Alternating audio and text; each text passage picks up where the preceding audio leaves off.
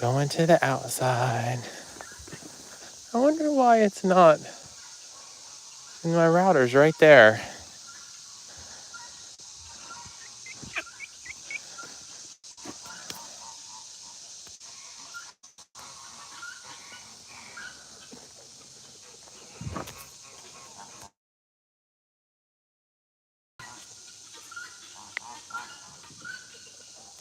Huh.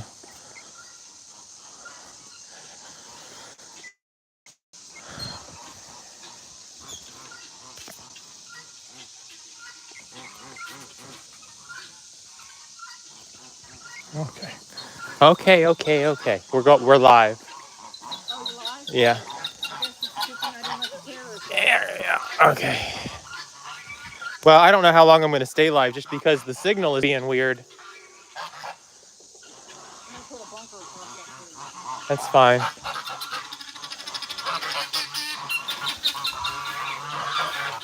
All right, let's go over here and get the goose bowls ready for them. Man, it is nice out today. So nice. Very welcome. I've about had enough of the hot, humid, nasty weather this year. All right, here's the leftovers from last night.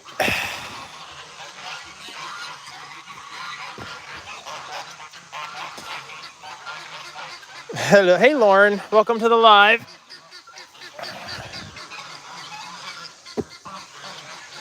So there's some more ducks over here. This is Sage and Rosemary. Rosemary, this one right here, has been pretty nice to Miss Peach, but Sage doesn't really like her. But little Miss Peach is staying outside during the day now. She stays in a kennel, a large kennel with a couple of smaller ducks that are just a couple of weeks older than her. I see you goobers. You getting some of that watermelon? Huh? I guess I'll just let them all out.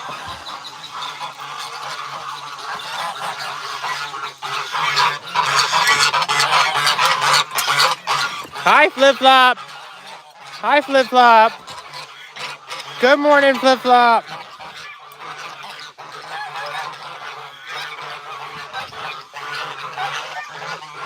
Okay.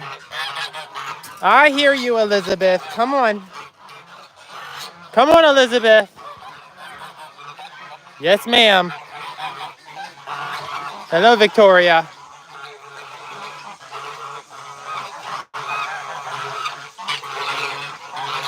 Hey, Sebastian. Welcome to the live.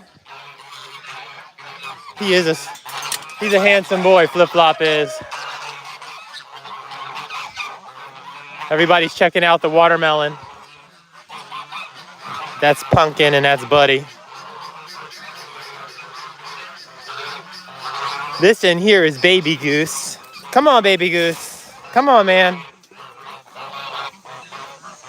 Come on, Baby Goose.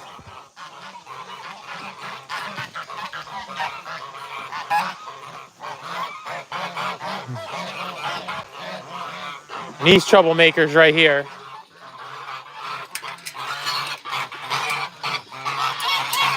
Come on, boys.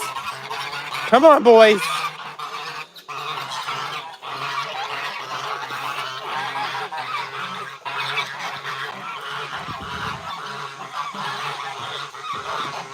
Oh, India, so pretty.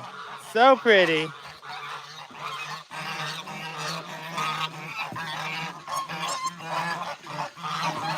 Oh yeah, they're tearing that watermelon up.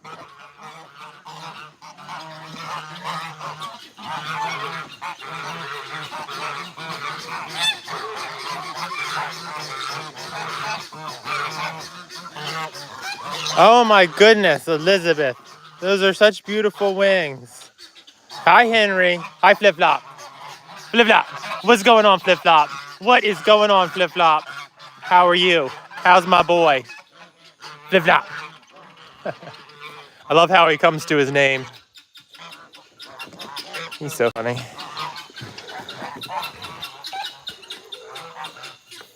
Hey, I'm not sure how to pronounce your name. Is it Vian, maybe? Welcome to the live.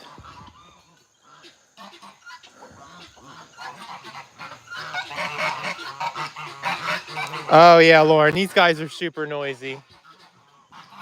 They get real excited when they come out in the morning. I guess we're afternoon officially now. I'm running a little behind today. Had a late evening. Hey Amber, thank you for that. I really appreciate you.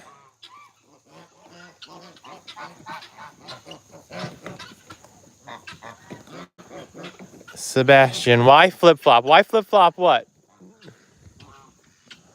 Flipflop's my boy. Flipflop, huh? Why did we name the sanctuary after Flipflop, maybe? Well, if that's the question, we were just, one of the hardest things about starting an organization, for me anyway, is naming it. It can hold me up for weeks or months just because it's so permanent. And it was a tie. We were torn between naming it after Flipflop or naming it after Holiday, who is... Has Holiday out yet? Oh, did we already put Holiday over there? So it was a tie between Holiday and Flipflop for the sanctuary, and we just decided Holiday seemed like a very generic term. When you know Holiday the turkey and his story, then you know, but without it, it just kind of seems like a very generic word for a sanctuary, and we felt like Flipflop stood out more. Now, why is the goose named Flipflop? I can answer that as well. Flipflop was, so we've helped animals like rescue animals and things like that long before we were a sanctuary. And so some of the geese that are here were actually born here, or I should say hatched here, before we were a sanctuary. We were more what you would call a hobby farm. Most all the animals that we took in were adopted, unwanted, neglected cases from animal shelters or just other displaced animals in the area. But because we would hatch birds here too, we fit more into a hobby farm category than a sanctuary category. And so at that time, I had taken in a handful of geese that were sickly. Elizabeth and Victoria were two of them. And they, we got them nursed back to health. It took several months. And then we also adopted Henry. Henry actually came from a very nice, loving home, but he was the smallest of a bunch of male geese. They just had too many boys, and Henry was getting beat up and picked on. And so we adopted Henry, and Henry and Elizabeth and Victoria made a lot of these other geese. And what happened is that nest that year, they lay their eggs over the course of several days, so they will hatch over the course of several days. And Flipflop was one of the last eggs. Everyone else had hatched out, and then we got a really bad storm, and their nest flooded. And the moms abandoned the nest because of it. And so I gathered up the eggs. His egg was completely cold. We didn't think anybody was alive in the eggs, but we threw him in the incubator just in case. He still was too weak to hatch. This was back before I recorded everything I did. I wish I had. I do have some of his baby stuff on video, but his egg was too weak to hatch. I was listening to him. I was talking to him through the egg. He would talk back. I could tell he was getting weaker. So I actually manually hatched him, and that's something you do as a last resort. I broke his shell, just the outer shell. It took me like 2 days to hatch him because I was just inexperienced and I was going really slow, trying to encourage him to do as much of the work as possible. But I did break the outer shell at the air, right at the air sac, so we could get some air. And every couple hours I would go in and wet you with a Q-tip, wet his inner membrane until I saw all of the veins in it start to retract and dry out. And then I broke the membrane for him, and I manually hatched him. And when he got out of the egg, he was very weak and he couldn't walk. And so I had to teach him how to walk, and I had to work with him. And when he was a baby, he would just flip-flop around. He just had these he was very, very big feet, and they kind of went out to the side. Not like, you could just tell that he was having trouble walking. And we just thought he looked like he was wearing flip-flops. We just called him Flip-Flop. Mom named him, actually. She's the one who started calling him Flip-Flop. And that's just what we went with. But now he's a great, big, giant, handsome, strong, healthy goober. He's in this mess somewhere. It's probably this guy right here, because he's hanging out with Henry. But that is how we came across his name. But anyway, sorry about that. Let me catch up with the comments here. Amber loves the name. I love the Flip-Flop name too. It's a great name. It's very unique. And he answers to it. Flip-Flop, where are you, Flip-Flop? I think this is him right here. Hey, Flip-Flop. Yeah, that's a good boy. Flip-Flop. So a lot of times people will ask me how I can tell the difference between them all. And if I look hard enough, sometimes I can tell, but usually it's more about their behavior, who they're hanging out with. But with Flip-Flop, he usually answers his name. So this is Flip-Flop right here. And he's also, another easy way to tell is most of the time Flip-Flop is hanging out with Henry. Isn't that right, Flip-Flop? He's like, I'm getting all these snacks here. Holiday is a menace. Holiday is the menace. He's a beautiful menace, though. That's why he goes over here. He gets put over here almost first thing. You know you're a menace when you get put out of the way before the geese, because the geese are the troublemakers. But Holiday, it just depends on what we got going on. Holiday will attack every bucket, every bag. If you're trying to feed everybody, he can just make things a little difficult. But he is a gorgeous bird. Thank you, Sebastian. Yeah, I like that name. Okay, so I kind of touched on that, but how do I remember all the names? Well, I mean, remembering all the names, I mean, I named almost all of them, or Mom named some of them. How do I know who is who? Most of them I can tell apart pretty easily. There's a handful of them that are very similar. For example, Flip-Flop looks a lot like his brother, Sunny. Very similar. The way I can tell the difference, of course, is how they react when I approach them. If I approach Flip-Flop, he's not going to shy away from me very much, if at all. He's going to accept my presence and just kind of hang out with me. If I approach Sunny, Sunny is going to prefer to get away from me. Flip-Flop I worked very closely with as a baby. He was almost this is Flip-Flop. He was about this big when he started going outside. He lived in my house until he was about that big. And so he's imprinted on me, so it's pretty easy for me to approach him. But Sunny, who looks just like him, is not. So Sunny will walk away from me. Henry's got that big knob on his head. That's Henry down there. He's easy to tell. I have 4 bachelors. I call them the bachelors because they don't ever get put up with girls. It's Ted, Tom, Steve, and Baby. Ted, Tom, and Steve look very, very close to each other. They do behave slightly different. And then Baby looks a lot like them, but he's just shorter. So he's pretty easy to pick out. India and Zorro have painted heads. They have that painted heads and they have that gray saddle. And they are different from each other. Like India doesn't have nearly as much of a coloring on her head. Zorro's coloring on her head goes down her neck more. Look at this guy. This is Pumpkin right here. He's got the watermelon. Pumpkin's easy to tell. He's got a larger knob than most of the other geese. And then Maverick, who is sharing with him, kind of reminds me of Pumpkin. But she's a female and her knob's a little smaller. She's also a smaller goose. So 2 of them that I do get confused sometimes is Gimp and and Victoria, which is funny because they're not the same age or anything like that, but they are very much the same shape. I've got some of these guys that have longer necks. So this is Sunny right here. Okay, and Sunny will usually be staying with Victoria or Elizabeth or both. So those are just some of the ways. Oh, here's Blue. Look at this handsome boy. This has got to be one of my favorite ducks ever. He's like, just put me down. He says, I want to go swimming. Go put me in a swimming pool. That's a big duck. He's a good boy. But anyway.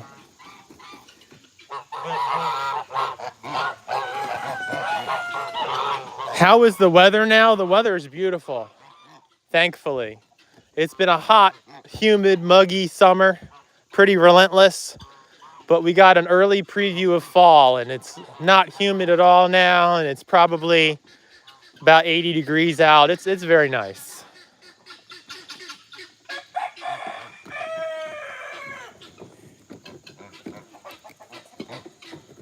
You thought it was called flip-flops because the geese and the ducks had flip-flop feet. Well, I mean, kind of. You're kind of right there. I mean, but it was really just more geared towards Flip-Flop the goose and his goofy little flip-flops. I have baby videos of me teaching him how to walk. Like I recorded the first time I got him to walk down my hallway unassisted. And he learned pretty quick. It only took a couple of days working with him. It was just this little, I gotta find it. It's just this little ball of yellow fluff waddling down my hallway. And you can tell when he walks, his legs are very wide and he has to take a break halfway through. I was very excited to get him to walk though, because, you know, for the first week or so of his life, I wasn't even sure what I was gonna end up with as far as, you know, what his condition would be, if he would ever be able to get around normally. He took a lot of work. Who is this? Is this baby? Is this baby goose? Yes, this is baby goose. Hey, bud. This is one of the bachelors. He's just kind of short compared to the other three. Ma, Amber says hi. Mom says hi back, Amber. Sorry that I'm so far behind on my comments, y'all. Someone asked me something and I like to tell the story. I'll catch up.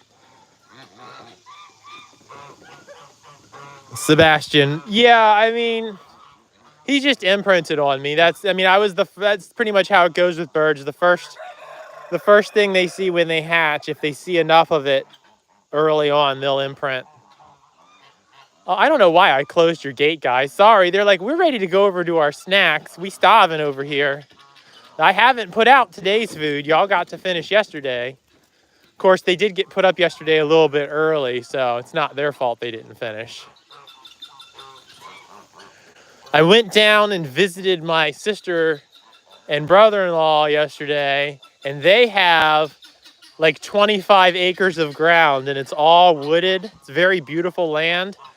And my brother just bought an excavator, and they've been putting trails in. I had a really nice time walking. He's probably installed over a mile of trail. And it's not flat land either. It's very much like mine, only more so, like a lot more hills and stuff. So it's a very nice, like, nature hike. So we put everybody up a little early so we could go down and do that. Let's see.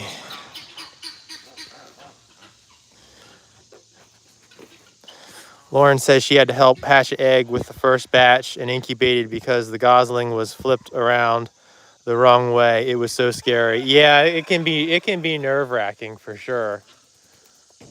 Let's see. I got to start putting some roosters out. Hey, Sage. Oh, here's Miss Peach. There's little Miss Peach. She's doing good. You said nobody has food? Oh, that's fine. You see how big she's getting? She's come over to see Blue. She don't want me to get her because she knows if I get her, she's got to go back up. I'm not putting you up. You see her, how sassy she talks? Look at that. She's being sassy. Got a lot of attitude for such a little duck.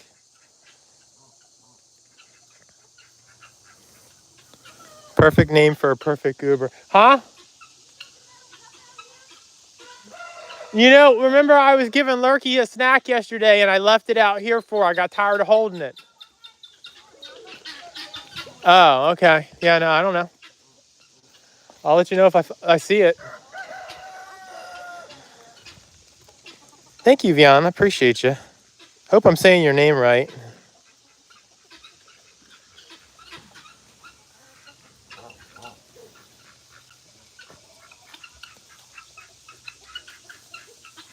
Hi, the Most High's House of Prayer. Welcome to the live. Huh. Vian is 11 years old. Cool beans. Well, you're welcome here. This is a family-friendly channel. I try to keep everything PG rated and below here. I know that people of all ages watch my content, and I just want to make sure that it is friendly for everyone. This guy is so beautiful. I love Blue so much. He was a feed store surrender. You said Blue needs straw? Other than that, his cage is ready to go. Holiday is a beautiful bird, and he knows it. Silky boy, Holiday. Yeah, Holiday does know he's beautiful. He ain't afraid to show it. Look, this is Fancy right here. Fancy wants to make sure I'm not going to pick him up. This is one of my oldest roosters. Holiday, you a show-off, man. Oh, you lost a big old feather. You lost a big old feather. That looks like a wing feather, man. I'll have to come and collect that. I usually collect any of his big feathers. All right, let me go grab some straw for Blue, because Blue's going to go in his day pen soon. Oh, Peach is like, don't get me. I just got out here. I want to move Speck and Marmalade into the silver. That's fine. Got some straw for Blue. We always make sure that the birds have the ability to get out of anything wet. So we always want to make sure that most of their cage has a dry bedding, because that's how you avoid foot sores or bumblefoot or anything like that. So I know it, I hear you. I don't really worry about a wet spot here and there, but I like to make sure most of their bedding is dry. Speaking of silky boys, I haven't brought Milkshake out yet. Let's get Milkshake. Y'all want to see a silky boy. Oh my goodness, Karen. No one wants to hear it, Karen. Nope, sorry, the manager's not available. All right, Milkshake, come here. Milkshake's like, oh my goodness, no. Come here. We do this every day. Every day you act like I'm trying to eat you. I just got attacked by a grumpy turkey. Lurky. She's mad because I'm messing with her friend. She just came and bit my leg. I'm just putting him outside. Look at this little ball of floof. Milkshake, you're so handsome. Milkshake was also surrendered to us. Someone drove him from over an hour away to bring him to our sanctuary. He was supposed to be a hen and turned out to be a rooster. Let me get you a scoop of food, Milkshake. Oh, there's a lady in there. Nope, sorry, you're stuck. Let me get a scoop of food for him. Oh, it's on you. Oh, you got it over there?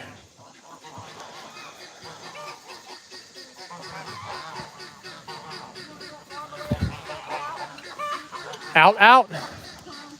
You were chasing, not me.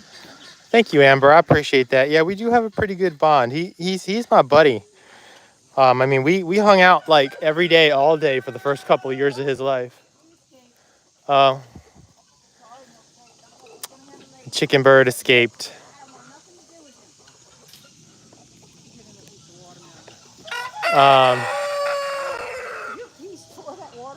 Oh yeah, they didn't leave anything behind. I saved some out for that. The giants are out. Pumpkin is awesome. VE says Pumpkin is awesome. I love Pumpkin. Pumpkin, I call him both. I call him Pumpkin and Pumpkin. It just depends on my mood. But yeah, he's pretty neat. I like the shape of his head. And he is a friendly goose. He is a bit of a troublemaker. This is Pumpkin right there. And this is Flipflop coming up to see me. Flipflop, what are you doing? Huh? Oh yeah, that pool does need to be empty.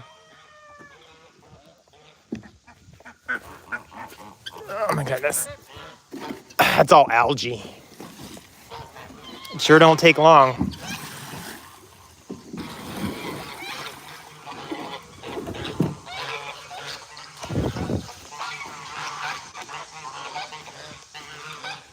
I hear you, gooses.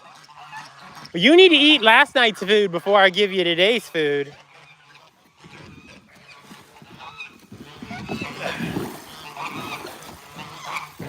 Gotta scrub that one out.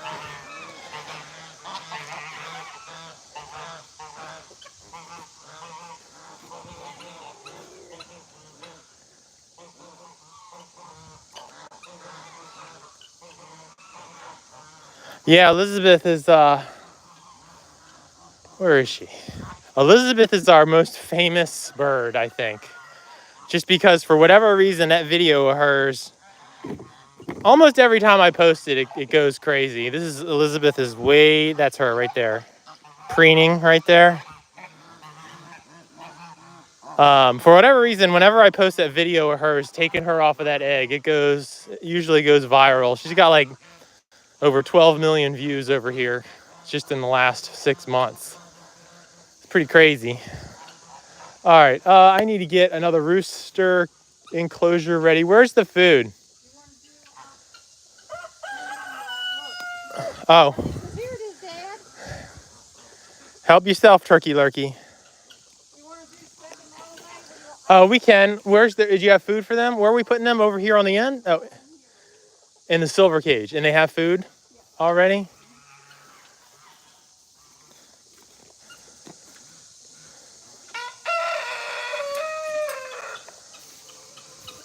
Yeah, let's just see if we can herd him in there. I don't really feel like trying to catch him today. Oh, well, I'll go open it.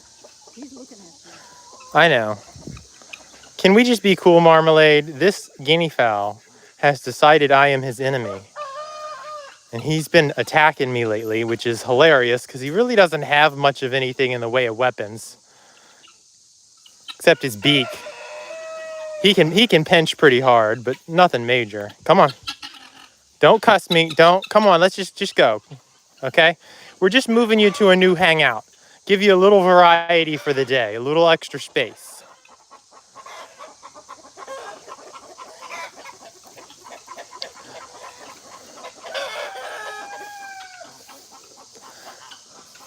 He's scared of the hose.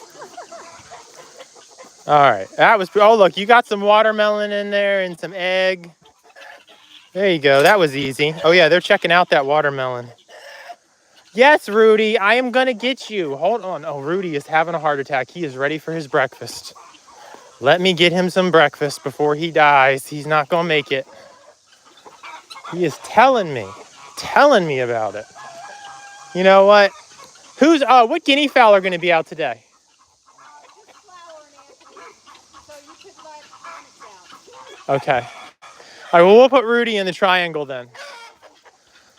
We'll put Rudy. Nancy is loose right now. I haven't put him up yet. Okay. So let's do Rudy's food. Guys, I'll try to catch up with the comments. I'm sorry, I do have to help with the critters though. Can't make mom do all the work. So this is some food for Rudy. Let's go get him some bugs. He's such a good boy. We should get him some bugs.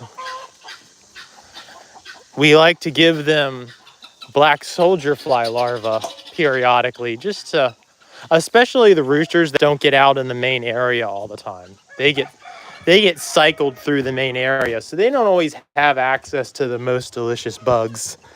So this is just some black soldier fly larvae, and it just gives them, you know, chickens are omnivores. They're supposed to eat bugs, so it gives them a little more nutrition, a little more protein. And they love it. Look at this guy walking with that tail. Fancy. You know you're a good-looking boy. Yes, sir, my old man. There we go. Now we can go get Rudy. Let's see, which country am I in? I am in the United States. I am in Maryland. I am about 40 minutes south of Washington, D.C. All right, let me get in there and get Rudy. Here's his food bowl. I already gave him a food bowl over there. I mean, for in there. Oh, for in there. All right, Rudy. Let me get you, boy. I know you're starving to death. Nobody ever feeds you. You'll probably never make it. Come here. Come on. Come on. I'm going to pick you up like this today. I know this is not the normal way I pick you up. I usually just hug him. But then y'all can't see him. Yes, Rudy. I have got all the snacks over here for you, my guy. He is such a handsome rooster. This is the nicest rooster, y'all. Like, he is just such a nice bird. He has never once, I mean, he's a few years old and not one time has he ever tried to go after his people. He's just the sweetest bird ever. Flipflop was named before the sanctuary. The sanctuary is named after Flipflop.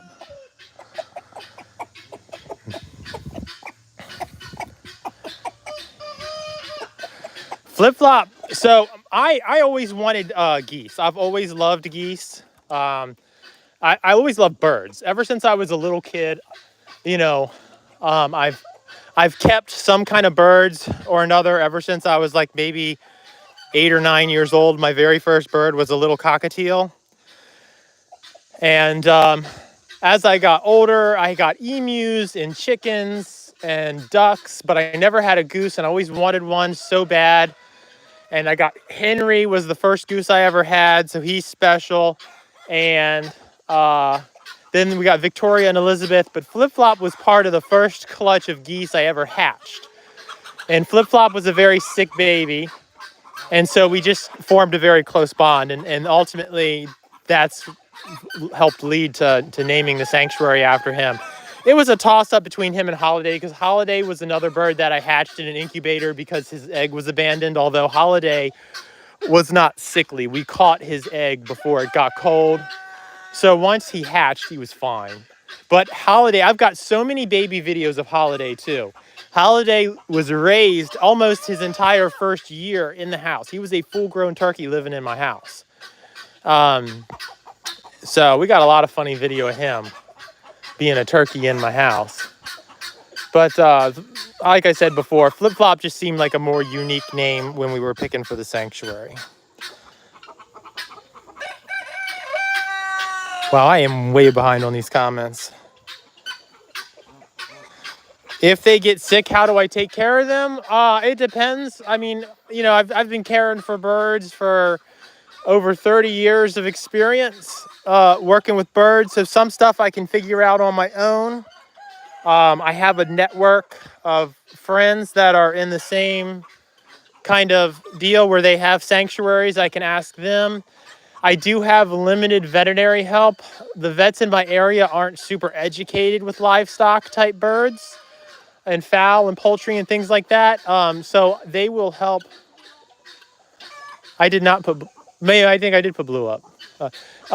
So, you know, if I know what I want, if I need a medication prescribed, I just take the bird into the vet and they'll prescribe medication. And then we do have a really good vet, but she's like 3 hours away, 3 hours in each direction. So if we have like a really serious case of something, we can take the bird there, but we try not to do that just because it's such a long drive. The biggest thing is having clean animal husbandry practices, like good practices. You know, I mentioned before, I try to keep everybody on clean straw. All of their kennels get cleaned out regularly. Their food is fermented. We ferment their food. That helps with their digestive health. That provides a lot of good bacteria and microorganisms in their digestive tract, which helps keep them healthy. So preventative practices are really the most important. It's not, most of the time, if I have a sick animal, it's because they're elderly. You know, when they start getting older, they're more susceptible to those kind of things. So I really, you know, have to deal with that more in my elderly population.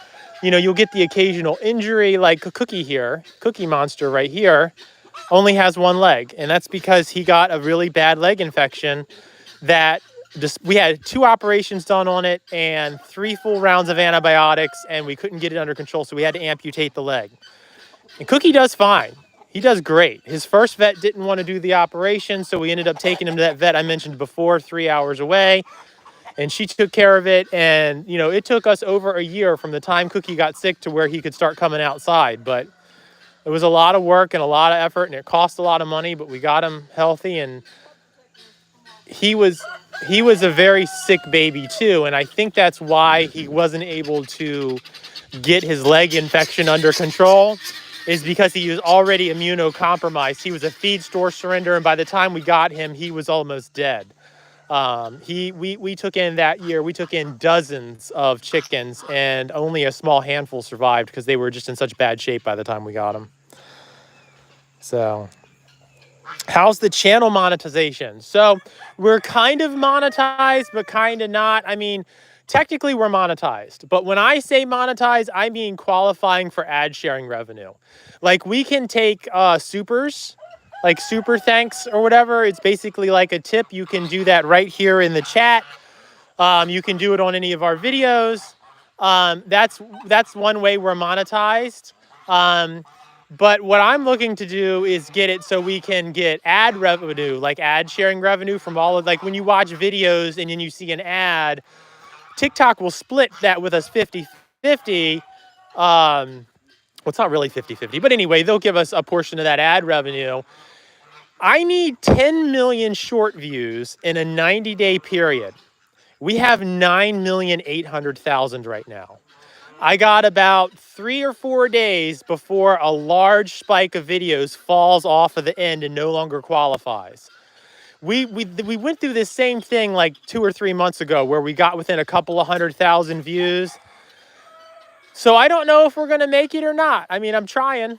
I'm posting, a few times a day. I'm engaging with my audience. I'm doing everything I can. I'm sure it would be nice when it happens, though. Because it would bring in, every last dime of that would go to the sanctuary. I have this account set up in the sanctuary's name. This is 100% volunteer for us. We don't take any salaries or anything like that. But so when that happens, that would be really nice. It might happen this time. We'll see. I could have sworn it was going to happen the last time. Look at little Miss Peach. This bird is adorable.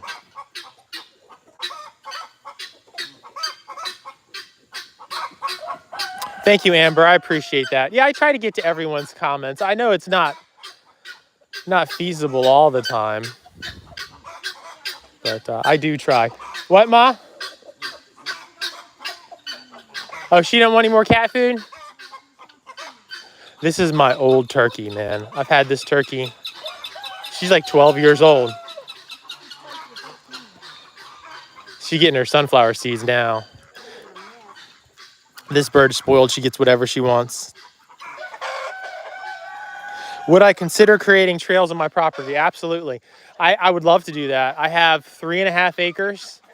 The property's in the middle of being transformed as it is. My brother-in-law spent an entire week over here with his excavator at no cost to me. Like an entire week. Him and his boys. Well, the whole family was over here really, but making more parking for us here and making the property more accessible up front. And so there's a couple of things we want to do. I would like to, he kind of put in a small driveway for me. And you can't really see it from here, but it's like way down there on the other side of that weird tree over there is a flat spot. And I'd like to put a little campsite down there for people that like to camp, that might like to come and visit the sanctuary. And then this is some old storm damage that we're working on getting taken care of. It's got some insurance issues with that. That's why it's not already taken care of. But we're hoping to get insurance to cover some of the cost of getting these trees down that were damaged in a microburst that we had about a month ago. That was very scary. I've been in hurricanes many times and I've never seen wind as violent as that. This whole area is going to get fenced in and cleaned up, and the emus will come up here. This barn, we're working on reclaiming this barn. It had gotten overgrown. My brother-in-law cleaned this front area up while he was here to try to get the water from going in the barn so it can dry out, and then we're going to redo the outside of it. And I've got a lot of property that goes behind the barn. So, at some point I would like to put trails in back there. We do have an Airbnb on the property. So, some people actually come because they want to visit the sanctuary and stay in the Airbnb. So it would be nice to have some nature trails that they could walk on. So yeah, I would absolutely do that. I think that would be a lot of fun, but that's quite an undertaking to do that.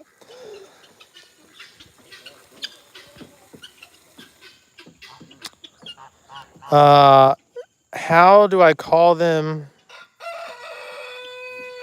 Okay, so I guess what the question is how do I get everybody to go to bed at night? they're creatures of habit. They want to do the same thing every day. They instinctually know when it is dark out that it is dangerous for them to be out, and they want to go home. So whenever I'm putting someone in a cage, their new cage for the first time, I'll leave them in there for a few days so that they understand that that is their territory, that is their home. And then it's really just a matter of working with them and putting them, creating a routine, doing the same thing every day, putting them in the same enclosure every day.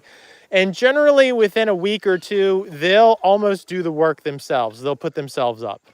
The geese, you should see it at night. It's quite a circus. Some nights everybody goes exactly where they're supposed to without hassle, especially if I give them a snack first. If I bribe them with a snack first and get them good, fat, and happy, then they all just want to go to bed. And so that's what I usually do. If I'm in a hurry and they don't get a snack before bed, then they all go in every different cage looking for food, and it's kind of a pain. So it's just about repetition, creating a routine for the birds that they're used to and comfortable with. And then they do, like Blue, the pekin duck, he puts himself to bed. I got to get a bowl for that. He puts himself to bed every day. Or I should say early in the day, he knows where his daytime enclosure is. He knows at nighttime he's supposed to go in a different enclosure, and he puts himself up there. So the birds are very intelligent. Lurky Turkey, this girl right here, she knows that wood cage is where she belongs at night, and she'll put herself in bed over there. Let's see. Who do I have to put? I got to put Friendly. I guess we'll put Friendly over here. That looks like...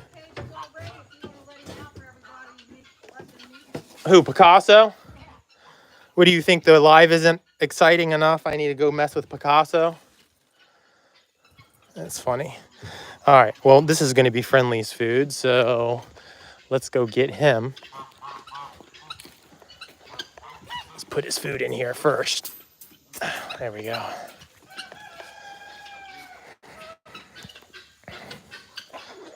Yeah, little Miss Peach is getting big.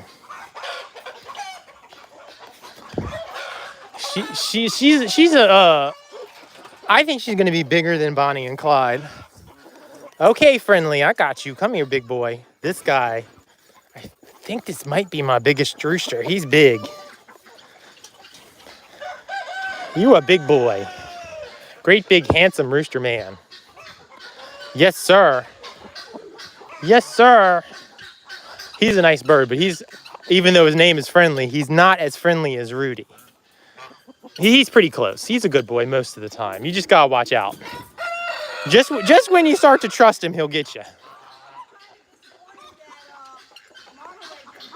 I know. I'm glad he didn't. He's been in a slightly better mood. All right, so I gotta let Picasso out. Let's go see. A lot of times I'll lose my signal over here, but we'll see.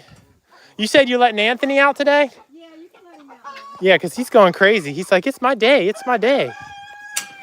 Come on, Anthony. Go on. Psycho. That's crazy. Hey, Smokey. What's up, man? How you doing? How you doing, Smokey? This is my boy. I can't believe the animal shelter said he was feral. He's pretty cool, though. He does not like to be held. I hear you, Picasso, you psycho. We ain't putting on much of a show. I'm not looking to get spurred. How you doing, man? This is the only rooster that you really have to watch out for on the sanctuary. I don't know why, but he has decided I have to die. That's true. He thinks everyone's got to die. What? You just stay over there. Nope, I'm closing this up. I ain't taking none of your crap today, Picasso. Don't even. Look, you got a brand new food bowl full of delicious snacks. She even gave you some bugs. Go eat that. Beautiful bird, ain't he? He's a shelter rooster. Who knows what he'd been through in life. These animals are usually treated pretty horribly, so if he wants to be that way, he probably has good reason for it.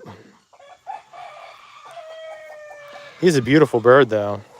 I got his brother. His brother looks just like him, but isn't a psycho like he is. Where are we going to put foghorn today? Well, I have an open cage here. I actually make it two, depending on who you put in here. Do you only need one or two? Well, we got to do something with Fancy Well, Fancy can go in there. in the square. Yeah. Foghorn. Oh, Big Bird. Ain't we put foghorn and Big Bird? No. No? I should do Fancy and Fog. Are you leaving Flower out today? Yes. Do Fancy and foghorn? Yeah. Okay. Because Fancy will give up real easy and won't keep trying to fight. All right, well, let me put Fancy up first then.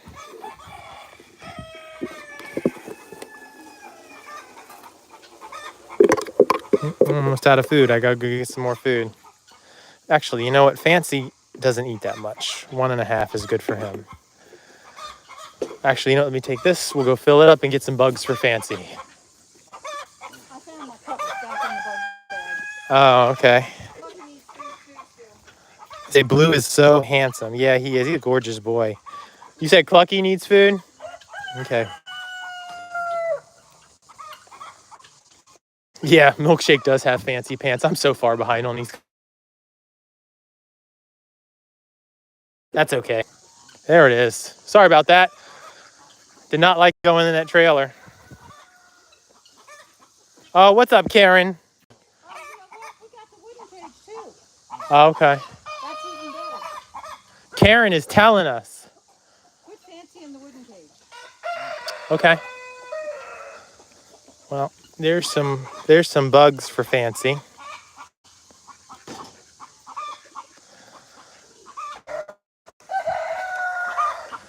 What's going on, Karen?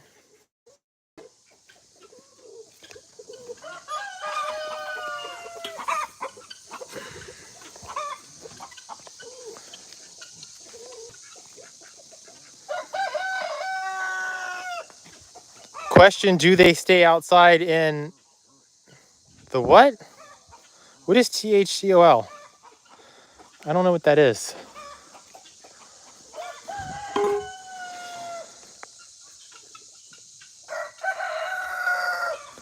All right, where am I? Okay, come here, Mr. Fancy Boy. Come on, old man. That's my old man. That's my handsome old boy. You gave him some bugs. I did give him some bugs. This is for Cookie. Oh yeah, I gotta put Cookie out still. You wanna free up his cage for Cookie? Just put her over with the other geese. Hold on, I don't know why I'm trying to latch this.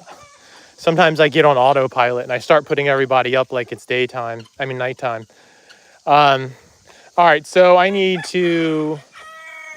really need a second pitcher to carry around so I don't have to keep walking over here to get the bugs all the time. All right, I swear I walk 10,000 steps every day just to feed all these birds.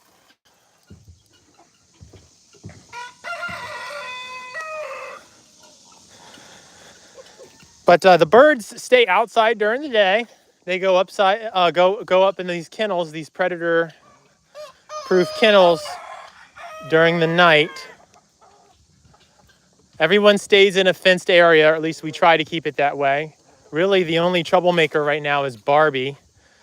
I don't know where she is, but she's been escaping and going over into my garden, which I don't mind her being in the garden. She's just not as protected over there. And then I don't really worry about birds of prey too much because the geese scare them off. All right, so let me get some food for Big Bird.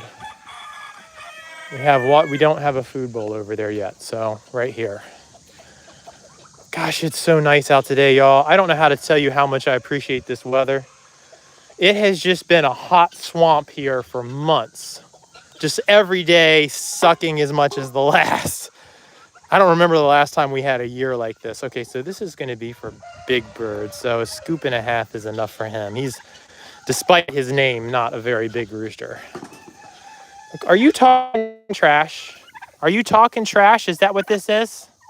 Look, I'm not doing anything.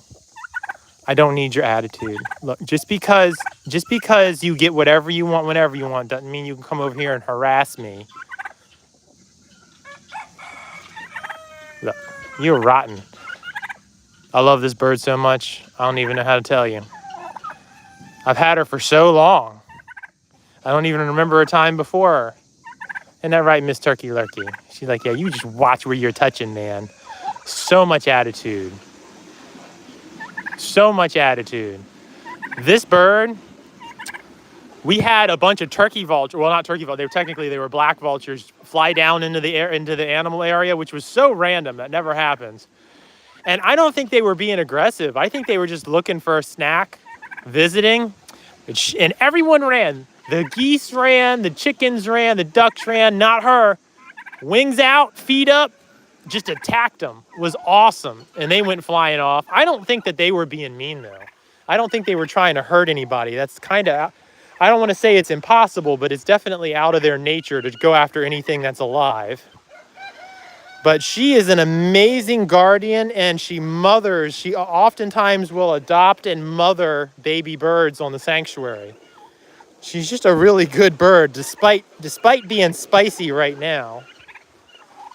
Look at that. Look at that. You're gonna peck me. That ain't nice. So spicy. I don't know what you never know what's going on with these guys. Sometimes they don't like the clothes I'm wearing. Like, I can't wear my hair down when I'm around my parrots. My parrots do not like it when my hair is down. It'll actually get me bit. All right, what am I doing? I'm looking for Big Bird. Let's go get Big Bird.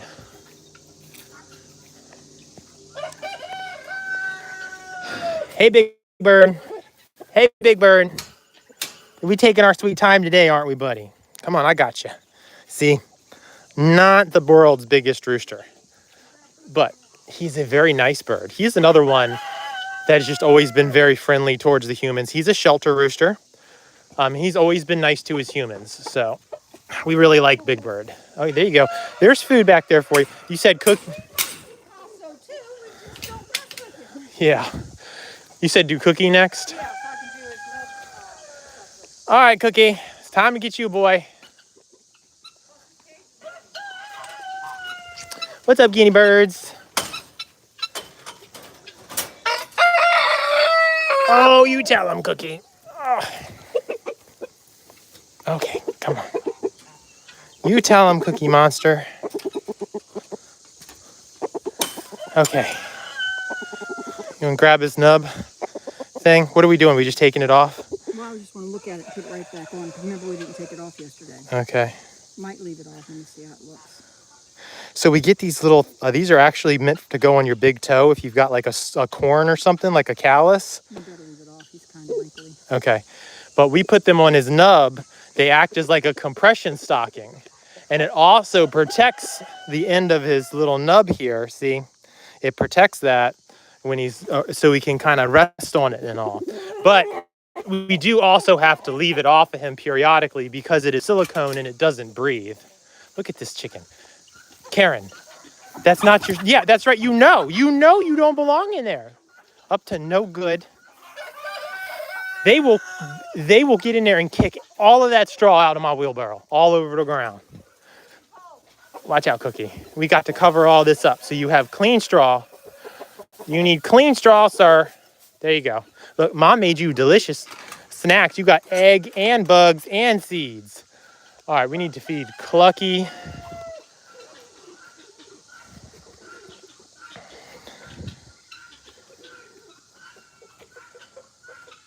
Amber, thank you. I thank you for that. I appreciate that. I appreciate your appreciation. When y'all comment on my videos and stuff like that, like I was just telling someone the other day, you know, that when I'm out here and I'm trying to decide if I'm going to put up an actual longer video, like a vlog, because, you know, if I put up a 20-minute vlog, it's 20 minutes to record it. Then I watch pretty much the whole thing again to edit it. So, like, I think about those comments and people telling me that they appreciate the videos, and I know that, you know, that when I put them up that people actually enjoy them, and that can be the difference as to whether or not I post for the day. Because those take a lot more time. Hey, Clucky, I don't know why I put that up there. You don't have to have that up there. Here, look. There you go. There you go. You're a good boy. Kind of a good boy. He's like 70% sugar, 30% spice. He will get you sometimes. I rate my roosters on the sugar and spice scale. All right. Rudy is 100% sugar, by the way. Oh, you know what? He needs some bugs. Let's give him some bugs. Cookie also probably 99% sugar. Cookie can't really, Cookie don't have much of an opportunity to come get you, but he's, Cookie was so sick for so long that he's just been worked with so much that I don't think he would ever try to do anything. So he's a bit of a wiggle worm though. Understandably so. All right.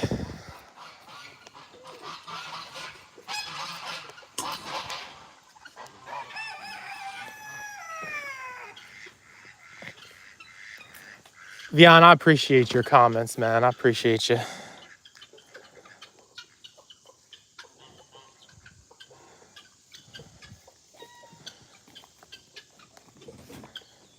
Never seen the day-to-day of a dinosaur sanctuary. I'm glad you like the live. I think about going live all the time, but usually once or twice a month is what I'm able to squeeze in, just when it's like a really nice day. Usually when I have scheduled downtime, when I'm like, this is me time, that's when I go live, because I love doing this. I like going live and showing off everybody. So that's when I go live. Look, Sage is watching the sky. I don't know what she sees. I don't see anything. Oh yeah, there's some sky monsters, but they're like 1,000 feet up in the air. I don't even think they're looking at you from up there. She watching them though. Y'all probably can't even see. I don't even know if y'all can see that. They're just like these little black specks up in the sky. Huh? It might be a bald eagle. I saw a couple the other day. You think they might be eagles? They might. They fly like them. They're too far away to tell. Yeah, they're way up there. I don't think they're thinking about y'all, Sage. She's like, yeah, we just gonna make sure. They might be. They have excellent eyesight. Yeah, you never know. The guineas, yeah. Yeah, a lot of people really love the guineas. They're cool. I don't even know how many I've got. I'd have to count them up. How many? We got 6, 7, 8. Was it 8, 9, 10 guineas? It's 10 guineas, right? Anthony, marmalade, speck, flower. Well, I just know it's 3, 3. So that's 6. Those two, 7, 8. And then the 2 that are separated, which would be Anthony and Flower. 9, 10. 10. So yeah, 10 guinea birds.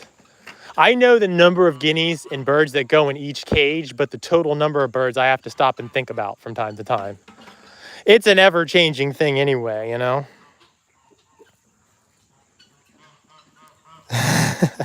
You're laughing at Karen. You want to know a secret? Hold on. It's not really a secret. Where is she? I actually have 2 Karens on the sanctuary. They're both identical. The only way to really tell them apart is I did put a yellow... Oh, I forgot Foghorn. Poor Foghorn.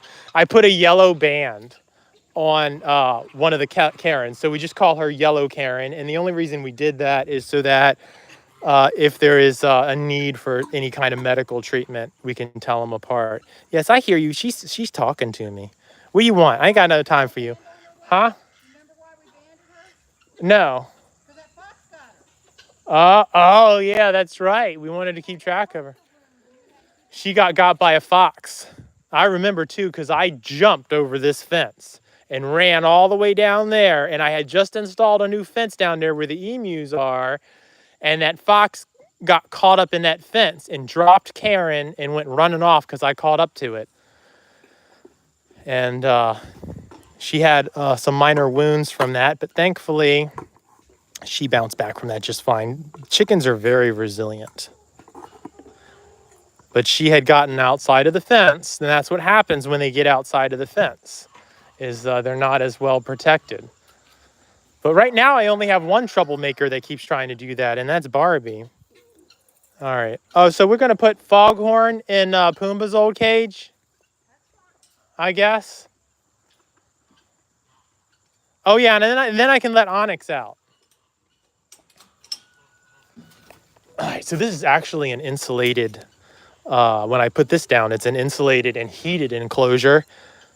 I'm hoping that at some point I can get a livestock guardian dog. Oh, I guess nobody if we're going to let Onyx out. Oh, so now, never mind. I'll get his food out of here so he has more space.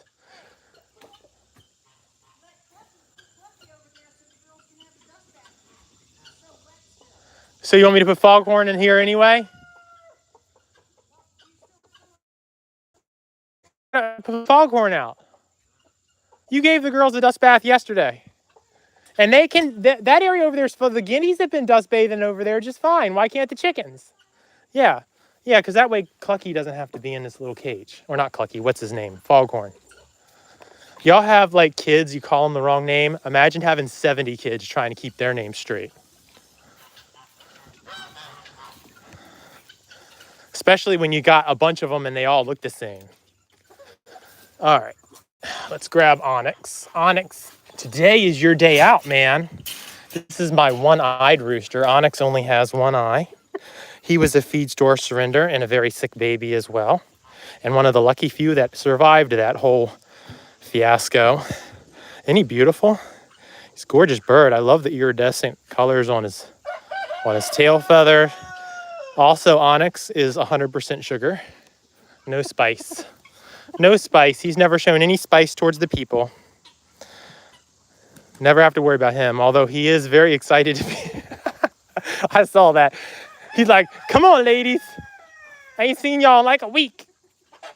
He's like, we don't want none of that.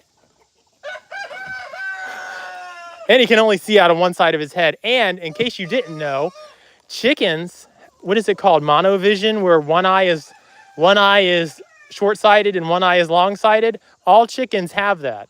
And so because Onyx, and it's the same in pretty much all chickens. And so the eye that he has is for nearsightedness. So he can see up close just fine, but as things move away, he can't really see them or they're very blurry. That's an interesting little fact about them. Let's grab Foghorn real quick. It's kind of bad because Foghorn is usually the most excited to come out during the day. Come on, old man. This old man too. Come here, baby. Foghorn is about 70-30. He's 30% spice, but I really think that on the rare occasion that he does try to come after the people, I really think it's confusion. It usually happens when it's dark out and you can't really see what he's doing. So he's a pretty nice guy most of the time. There you go. What do you think? What do you think about them snacks? He's like, yes. He's a very enthusiastic eater. He has a very strong and healthy appetite, and he always gets a little extra. I even give him snacks at night sometimes, because he's just always hungry. But he's a leghorn. He's a pretty cool boy. All right, everybody's out. All right, we can close this up. Make sure that guinea bird's out. What is that? Is that Anthony? Oh, I don't want no parts of you, Marmalade.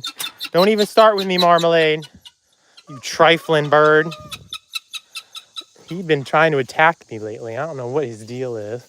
Hey, Miss Peach. Look at her. She's just resting. She's adorable. Amber, you're probably long gone by now, but thank you for hanging out with us. Appreciate having you. No pumpkin spice.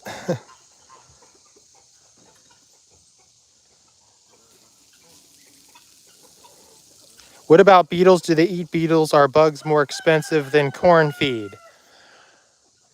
So they eat most any bug that comes into the enclosure. But as you can imagine, with 70 birds, the only birds that really don't eat them are the geese. Geese are pretty much vegetarian, like herbivores. They will eat the occasional bug that gets like caught up in their food supply, but they don't go looking for the bugs. Ducks, chickens, turkeys, guineas, they're all going to eat the bugs. And so they pick this area pretty clean. And so most of the bugs they would get is when I bring in new wood chips and when I drag the yard, I remove all of these like once a month. And then I put new wood chips down. So there's a lot of bugs then. And then they will, like I said, Barbie's been escaping lately trying to get fresh bugs. But as far as buying the bugs go, they are much more expensive pound for pound than the corn feed. I pay as much for a little 5-pound box of bugs as I do for 2 50-pound bags of corn. And so we buy them when we can. Most of the time, The only time they get bugs is if somebody sends them off of our wish list. We keep them on our Amazon wish list. And a 5 pound, it's not like we're dishing out, 5 pounds of bugs a day. A 5 pound box of bugs will last us a couple of weeks because we just sprinkle a few on top of everybody's food just as a supplement. Most of their food is fermented corn and grain, except the geese. The geese also get grass pellets because they're meant to eat a lot of grass.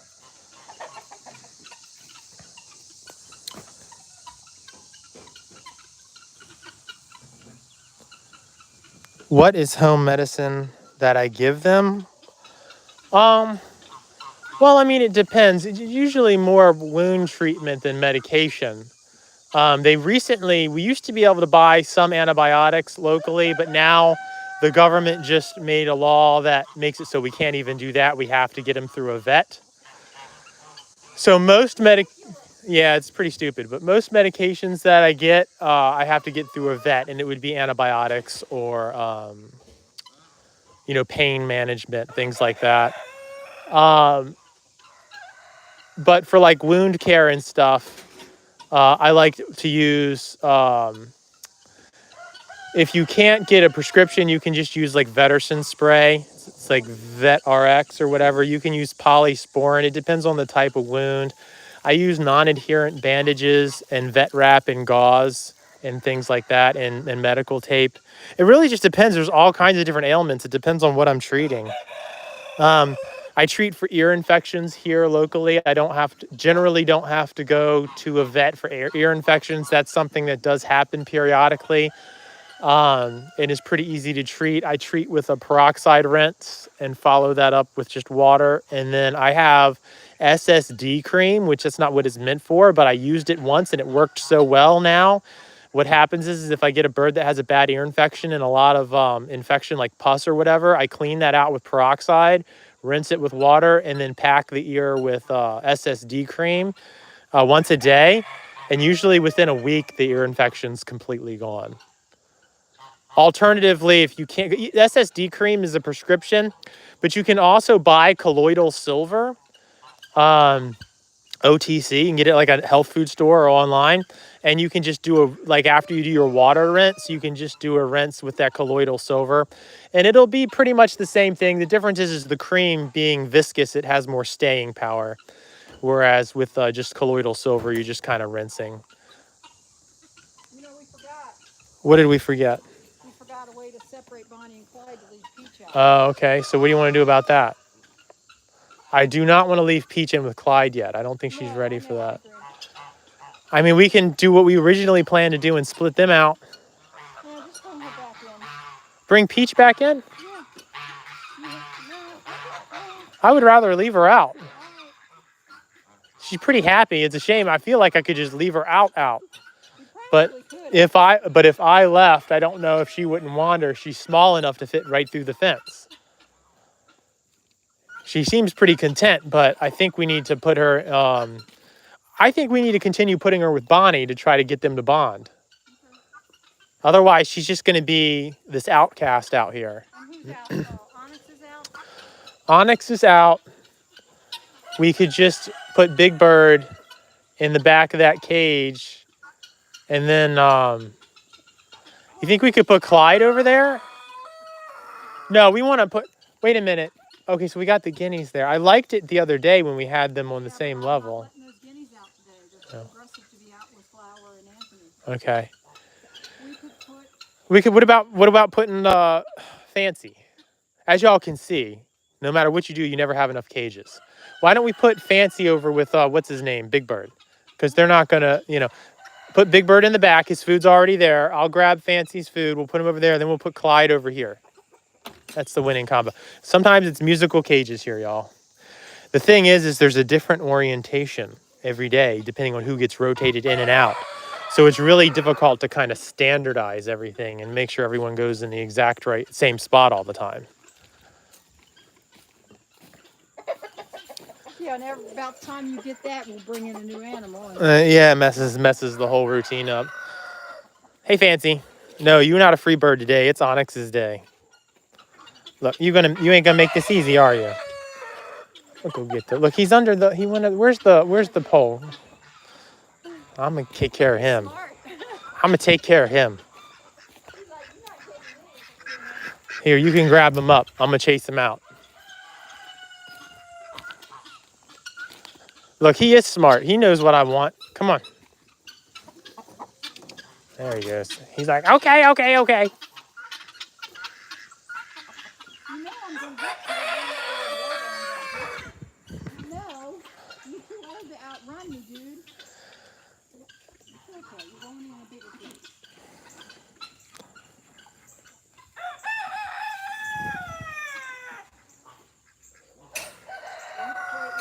Flipflop reminds you of one of your ganders named Cheddar. That's a good name. Oh, he broke his wing when he was little. Oh, and he got lots of one-on-one attention. Yeah, that's what happens. That's kind of the way Cookie is so nice, is because he got so much attention that he's just used to people so much. Flip-Flop and Holiday are the same way.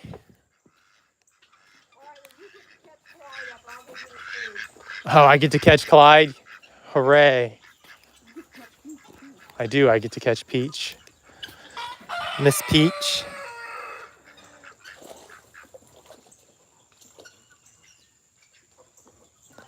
How old can they be? Well, I mean, it depends on the bird. So Lurkey Turkey is my oldest bird in this section. I don't know where she went off to. She's around here somewhere. She's probably in the chicken coop. She is over 12 years old.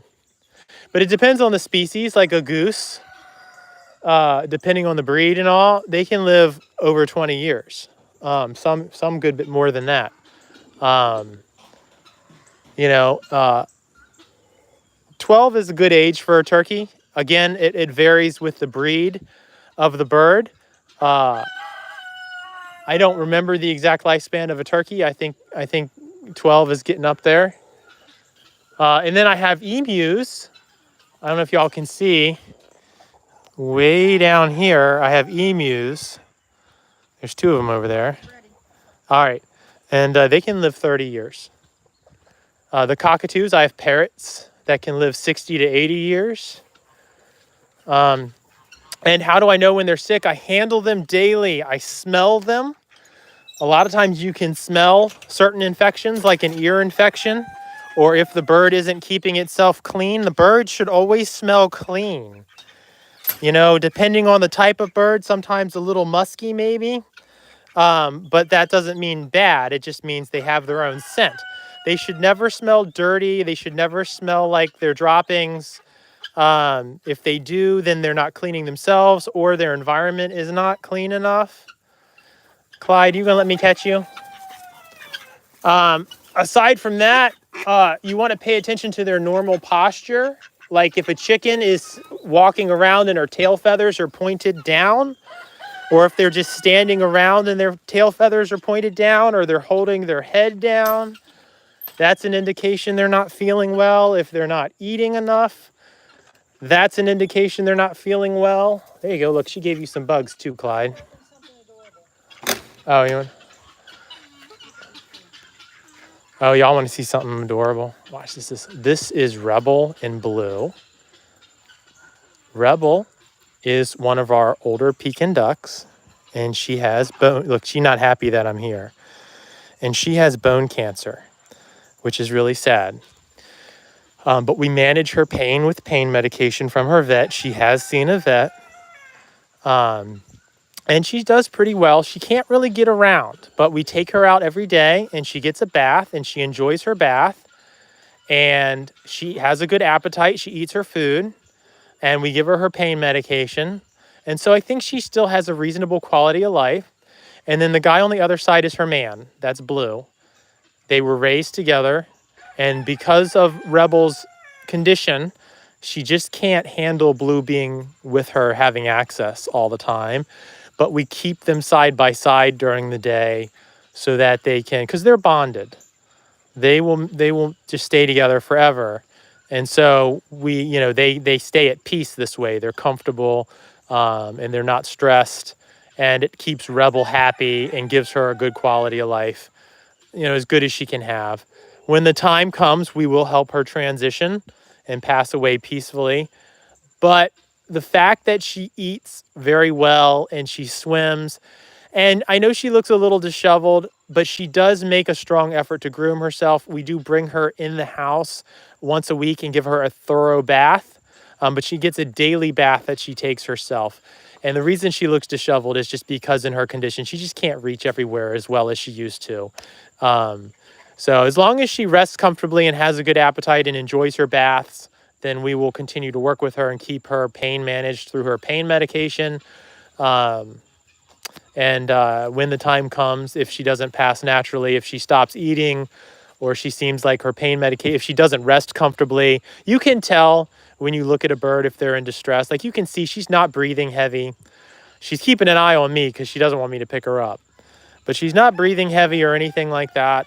So she's not in any kind of distress. She is resting comfortably. So as long as that's going on, we'll work with her to keep her happy and comfortable. I'm going in. Okay. That's the only thing I forgot is that picture of food right there. Did you put any food out for everybody? I did, but you could give them the rest of that. Because if they don't eat... Did you walk around and double check everyone? So everyone's good. Okay. All right. Well, then this is... Oh, yeah? Let's see. Where are we going to put this? Let's just top off. Well, I don't know. There's enough over there. We'll put it in here. Hold on. This is one you'll probably tip over, though. Oh, surprise, surprise. It's the exact same thing as in the other bowl. You're just going to inspect it, make sure it meets up to your standards. What is this? That doesn't belong here. Kind of looks like a stick, but it's not. It's a piece of wire. That's the thing about getting the wood chips. Sometimes random stuff sneaks in with it. Always got to be on the lookout for that stuff. Throw this up here. All right. What's up, Cupcake? How you doing, lady?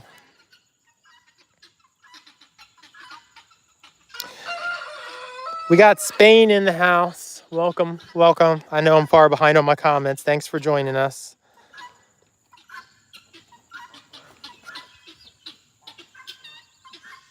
Thank you, VE. I appreciate that. Yeah, it has been a lot of work.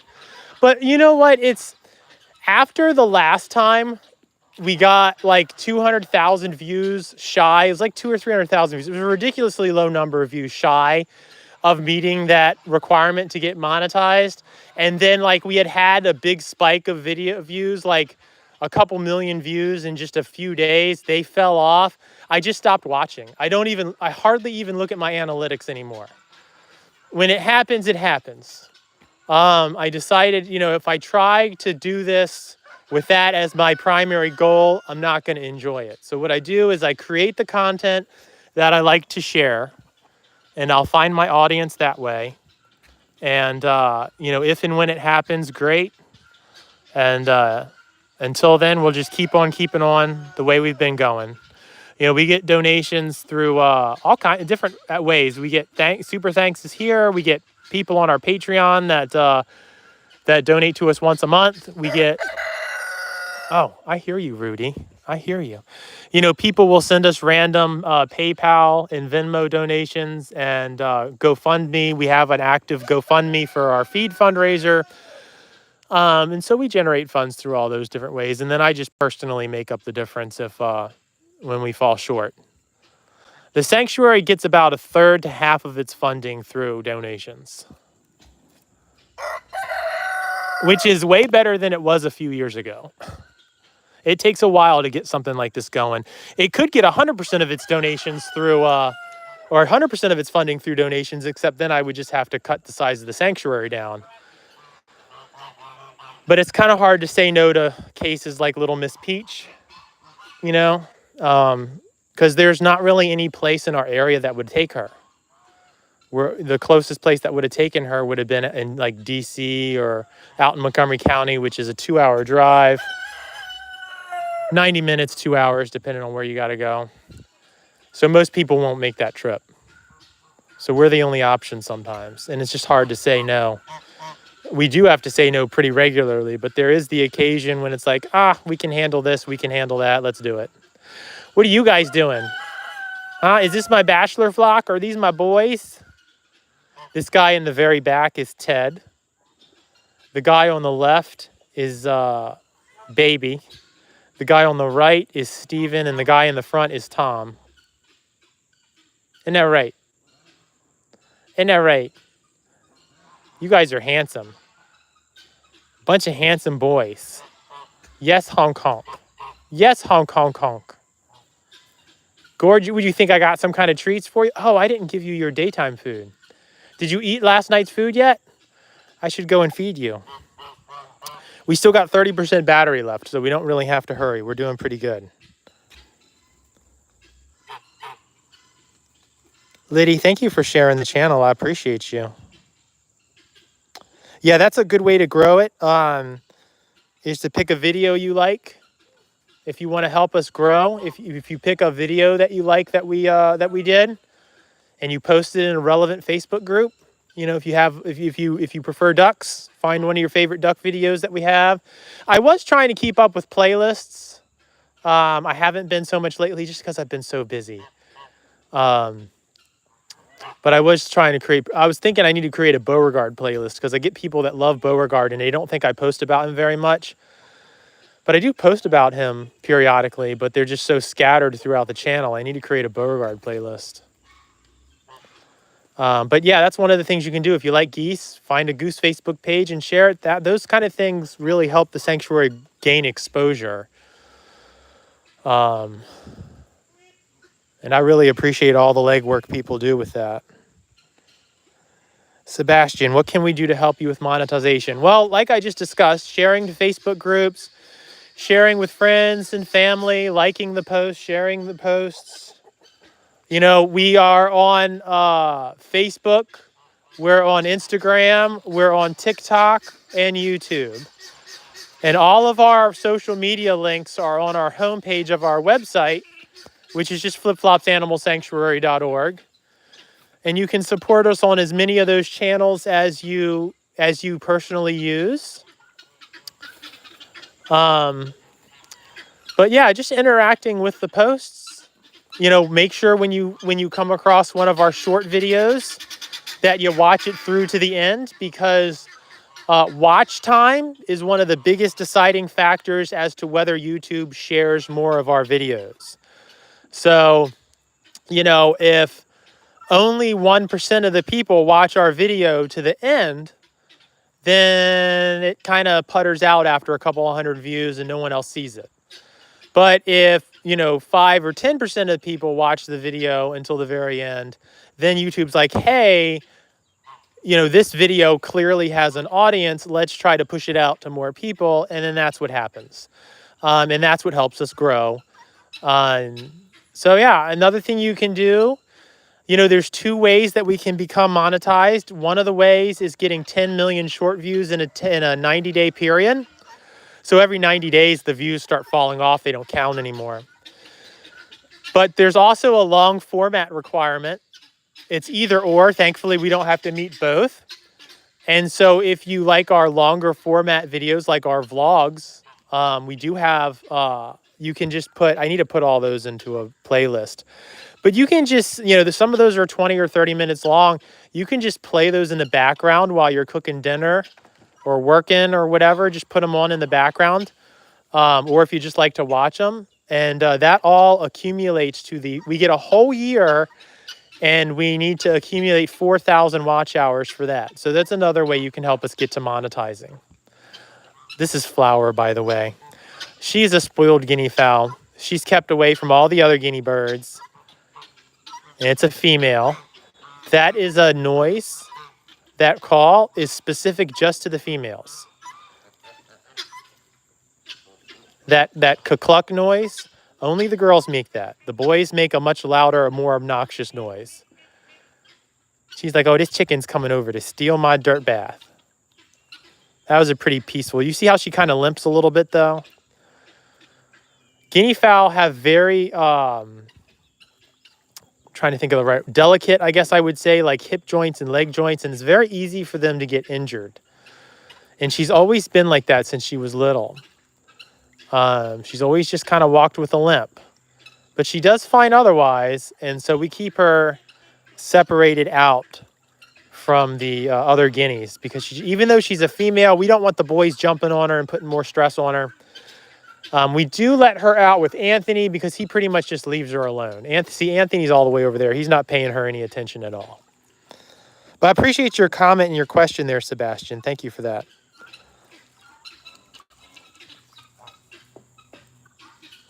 Thank you, Vian. I appreciate your comments, man. Oh, wow. I am far behind on these comments. Good grief. That's all the way back when I was talking about my brother-in-law. Yeah. Oh, I got an ant on my... Go on, get out of here, ant. Oh, my... How did I get an ant on my phone? All right, let's see if these guys ever ate all their food. I am way behind on my comments. How often do I feed the birds? That's a question that I got here. So, it varies with their needs and the time of year. So, I kind of judge by, like, if I come out here to put everybody to bed and there's still food left in their bowl, I'm not going to give them a nighttime snack. They had enough food during the day and they're being picky. They're not hungry, they're picky. They're like children. Grass is like their vegetables, corn is like their candy. And what they'll do is they'll pick through all the grass and eat all the corn and leave the grass thinking I'm going to come behind and give them more corn. So if they clean their bowls and they eat all their food, I'll give them some corn as a snack before bed. But if I come out here and there's food in their bowls, they don't get a snack. So I treat them just like children. In the wintertime, the other thing is like I mix up their food. I'll show you their food in a minute. But I mix up their food at a certain ratio. And so when it's hot out and it's the summertime, they get less corn and more grass. But in the wintertime, they're burning a lot more calories to stay warm. And so during that time, oh, she turned the water off. That's all right. I just washed these out yesterday. They're fine.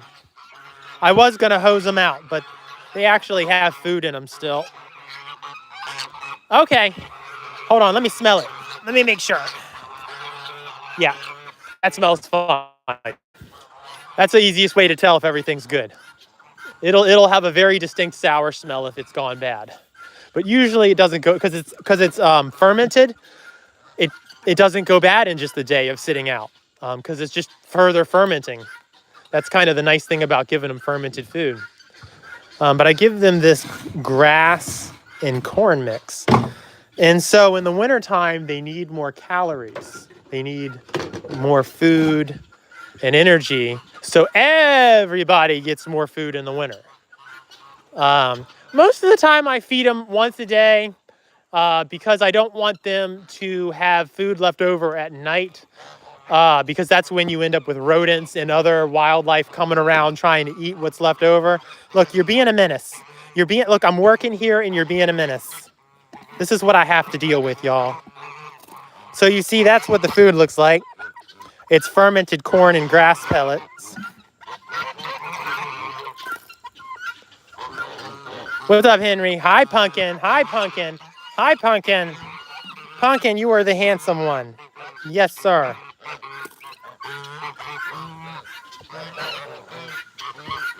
Holiday, you're being a menace. There. Oh, my goodness. You guys act like no one ever feeds you. You are so neglected. Holiday, the bucket doesn't want you. Oh, Holiday, the bucket doesn't want you. Stay back. Stay back. Menace. Menace. Okay. I think I was somehow zoomed in there for a while, y'all. Sorry about that. Okay, so now everybody's fed. Holiday, I don't know what I'm going to do with you, man. Mom turned off my water, so now I can't rinse all this stuff out. That's okay. We'll do it later. We'll do it later. Because I'm too lazy to walk over and turn the water back on.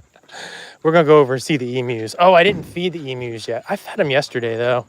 Oh no, but they go through this weird cycle where sometimes they eat and sometimes they don't, but they have been eaten. So let's grab some food and go down to the emus. Bear with me. If you lose me for a second, I'll be right back. I don't get a good signal in the trailer.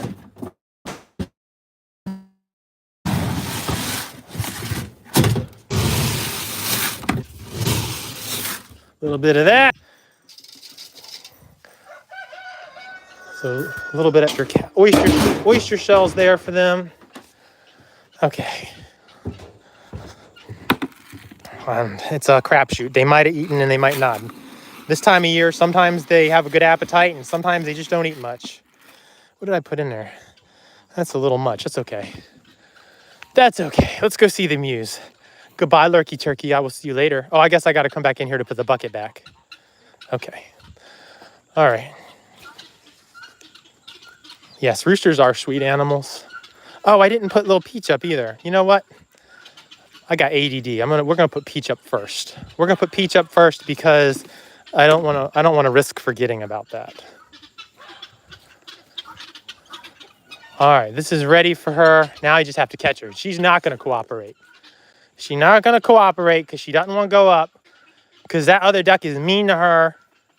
But you have to make friends or you're gonna be an awful lonely duck. Come on.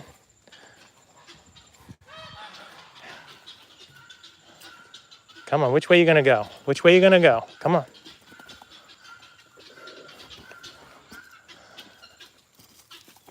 Come on. Oh, look, Onyx is gonna get you. Oh, you're not making this easy. Oh, I gotcha. I gotcha. I gotcha. I did. You rotten. You are rotten. Look at you. Good thing you're cute. That's all I got to say. It's a good thing you are adorable. Little Miss Peach. Little Miss Peach.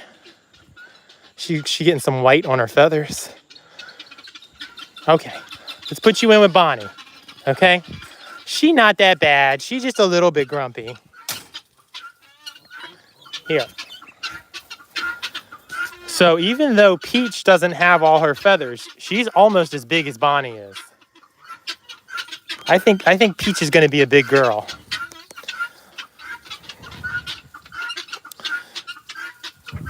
Okay.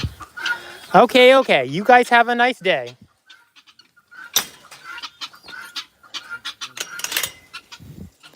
Sorry, Clyde. You're just too much boy for them. You're too grumpy too.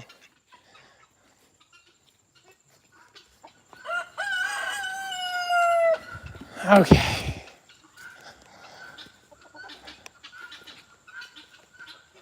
All are saying, give me more food. Yeah.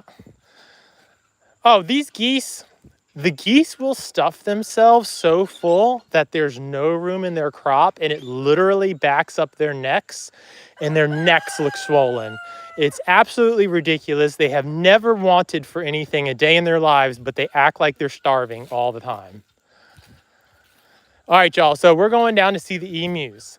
My internet signal down here is unpredictable. Sometimes we're good, sometimes we're not. If I disappear or the screen freezes, just bear with me a minute and I will get back within range. I don't usually hang out too far down here. Their food station is a little far back into their enclosure. I used to have another way to get here, but I had a bunch of trees fall across the path in a storm and I just haven't gotten it cleaned up yet. All right, hey ladies. Hey Sam. Hey Sam. This is my Sammy girl. And then that's Corona right there. These girls are 19 years old. I got them the day they hatched. And I've been with them pretty much every day since. That's a lot of bird, ain't it? Sam's a sweetheart, though. Corona's actually a really sweet bird once you catch her. But Sam will pick on Corona. The females get very territorial, very aggressive towards each other if they get jealous. And so Sam is the alpha female. And so she will pick on Corona if I give her attention. I'm not allowed to touch Corona. And if I do, I'm not the one that gets punished. Corona is. And so Corona is very skittish and doesn't ever want me to touch her because she knows that. She knows that I am spoken for and I'm not to touch her. So I don't really handle her that much unless I have them separated. I do have this set up so that if I need to, I can separate them. Usually during part of mating season, I will separate them just because Sam gets so hormonal and aggressive. Y'all hear that thumping? Isn't that cool? That's a sound only the females make. The males make like a grunting sound. But this is their feed station. It's just a little lean-to I put up to keep the water out of their food. That's really the only purpose it serves. Oh, you had plenty of food down here. It's okay. I don't even have to come down here tomorrow because they had half of their food left from yesterday. They got a ton of food. This is 2 days worth of food right there. Save me a trip for tomorrow, I guess. I hear you thump thump.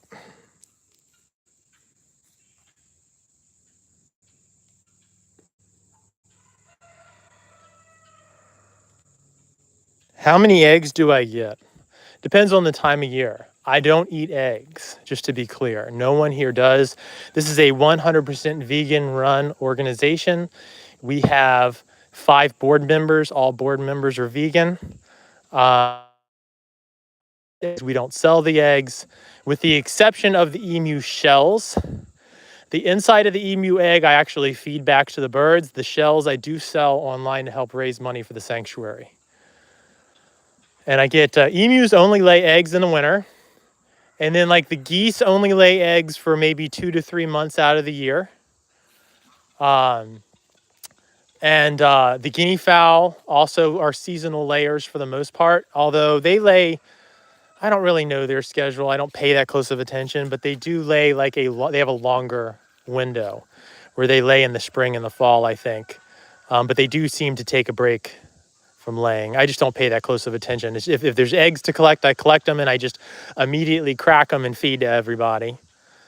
And I feel like the ducks lay eggs pretty much year round.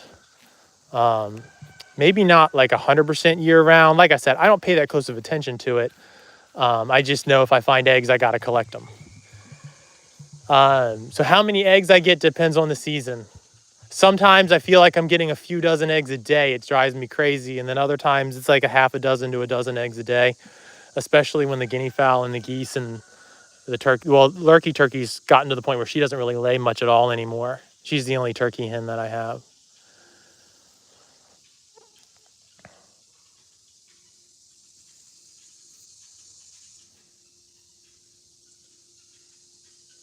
Yes, the grass pellets are in the goose soup. That's goose soup. So what I do, today's soup was a little thick. But what I do is we ferment the corn for 3 days and it gets super, super fermented. And then we take that corn and some of the ferment liquid and we soak the grass pellets with that fermented corn and the active ferment liquid in the grass pellets overnight to soften them. And then usually, I didn't do it today, but most of the time what I'll do is whatever fermented liquid is left over after we strain it off to feed the other birds, I'll put that in with the goose food and make goose soup for them. That's usually what I do. And they love it. I'm keeping a pretty good signal down here right now. Hey, Faye, welcome to the live. I'm so far behind on my comments. I hope you're still here and seeing this. Thank you for all your support, Faye. I appreciate you. Thanks for being here. Oh, no. I think I caught up to my comments. Cool beans. I wasn't as far behind as I thought. I'm glad you're enjoying the channel. Is it Liddy? I'm glad you're enjoying the channel. Will I use the barn for putting the straw in? Yes.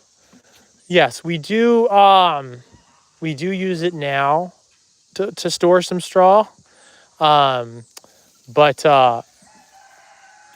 the goal is to predator-proof the barn and to be able to use it, especially for some of the older animals in the wintertime. But it's going to take a lot of work. All of the wood on the outside has to be replaced. We need to put some kind of flooring in there Basically, the roof and the framing is the only thing that'll stay. The doors have to be replaced. All of that hardware will likely need to be switched out because it's all like 20 years old. And so a lot of the outer boards are rotten. We'll just be yanking all of those off and just redoing it. When I built that barn, I was broke. I was like 20 years old. I had never built a thing in my life. I didn't know what I was doing, and YouTube was not the resource it is today. So I just kind of, with some help and guidance from some friends that had a little more experience than I did, just kind of threw that up on a shoestring budget. I got a lot of the lumber for free because it was considered spoiled lumber. It was not sellable. So I just kind of pieced everything together, and it was better than the whole lot of nothing we had at the time. But the structure of it, the framing of it is good. It's good quality lumber, and the roof as well, I think. So my brother-in-law has a lumber mill, so he'll probably just mill me some lumber for it. And then my nephews will probably come over and do a lot of the work. Improving, here, I can walk you all around front and show you. I'll walk you all around front. We'll end the live around front. We're getting kind of close to the end anyway. I'm running low on battery power. Actually, technically supposed to live stream for my business today. So after this, I'll probably go live sometime this afternoon or evening, but it'll be on my TikTok channels where I do affiliate marketing to help raise money for the sanctuary, and that's also how I earn my living. But I'm gonna have a lunch break first.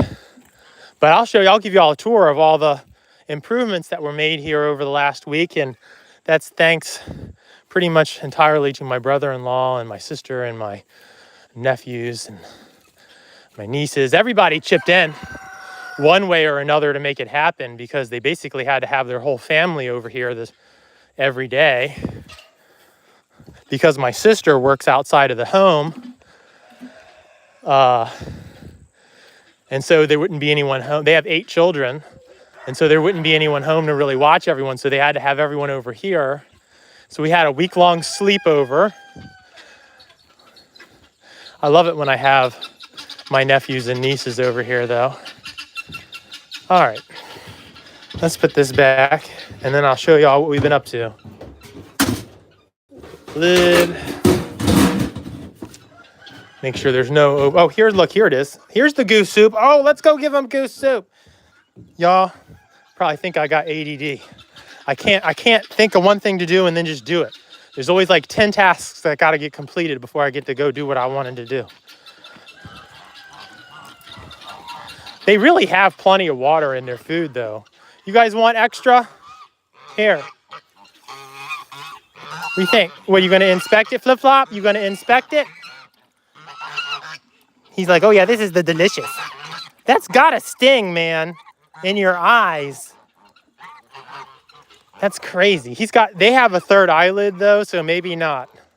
Maybe he's closing his third eyelid, but that fermented liquid can kind of sting, like if you have an open cut or whatever, so I can only imagine what it feels like in your eyes. There you go, Flip-Flop. What do you think, Holiday? Oh, you gonna gobble at me, man? So gorgeous you are. Just a gorgeous beast.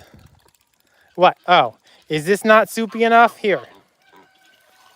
I guess we'll just use it up. Look, oh, there's the good, look, Flip-Flop, look, there's the good corn. Get it, man. Yeah, that's right. Henry, where are you? Henry, do you want some of the good corn? Look, it's in there. You want to get it? There you go, Henry. That's my boy, Henry. My first goose ever. He will always be special to me. He was my first goose. I love this bird so much, y'all. I don't even know how to put it into words. Sorry, you're not special. I'm kidding. Here, you want some? Oh, come on. I was kidding. Here, you want it? You can have it. This is Ted. We have a slightly adversarial relationship. And what I mean by that is I don't do anything wrong and I walk past him and he bites my ankles. He thinks it's funny. He thinks it's funny.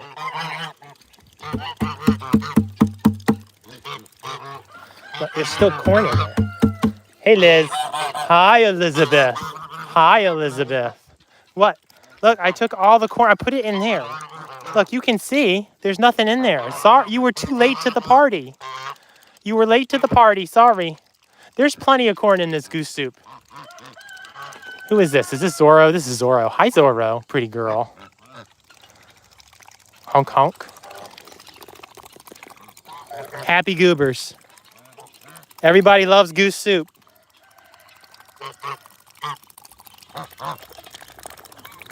There's some ASMR for y'all. Hold on. Take this off of the...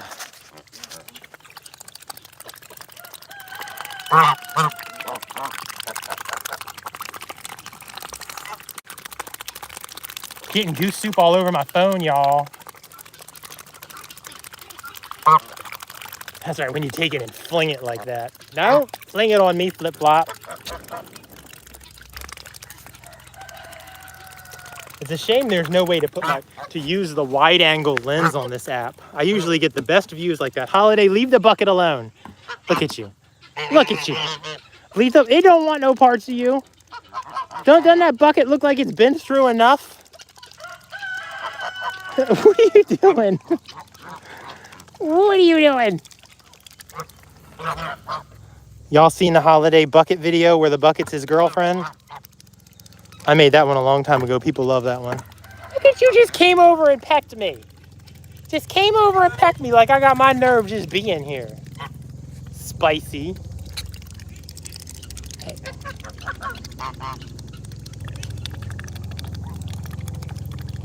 My boy. My boy. You're my boy. I love you so much, Holiday. Yeah. Oh, the helicopter. There's a helicopter going. Look at y'all.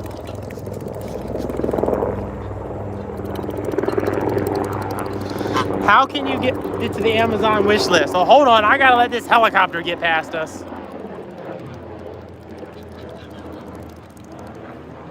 Daggone helicopter.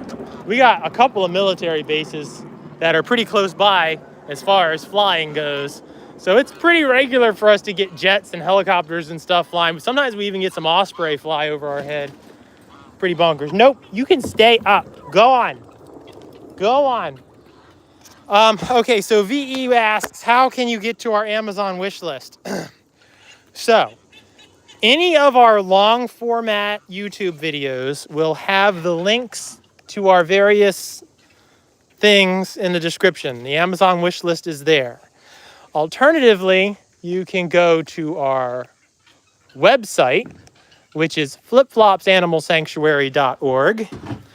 And all of the links, you can just click the donation link at the top, and it will scroll you down to the page where you can see the different ways you can donate, and the Amazon wish list is there. Let me see. Hold on. There should be a way for me to comment. You would think I can start a poll, but it doesn't want to let me comment. What's up with that? I was going to try to write on here how to do that, but I don't see a way to do that. Those are filters. No, I don't need a filter.